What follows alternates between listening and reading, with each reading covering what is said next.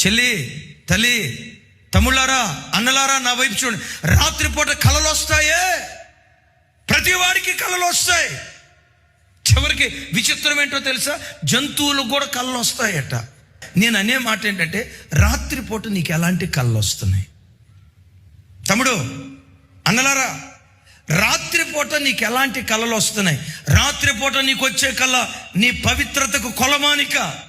పవిత్రమైన కళలు వస్తే, దేవునిని అనుభవిస్తున్నట్లుగా, దేవునితో గడిపినట్లుగా నీ కళ వస్తే, మేలుకున్నంతసేపు ఉన్నతమైన పవిత్ర జీవితం చేస్తున్నావు అని దానికి ఉన్న అర్థం. చప్పలు కొడుతూ ప్రభు వారికి స్తోత్రాలు చెప్పు. గతంలో చెప్పాను, 70 సంవత్సరాలు పైబడిన ఆయన వచ్చి అంటాడు, అయ్యగారు రాత్రిపూట పిచ్చి పిచ్చి కళ్ళు వస్తున్నాయి, రాకుండా ప్రార్థన చేయండి అయ్యగారు అన్నాడు.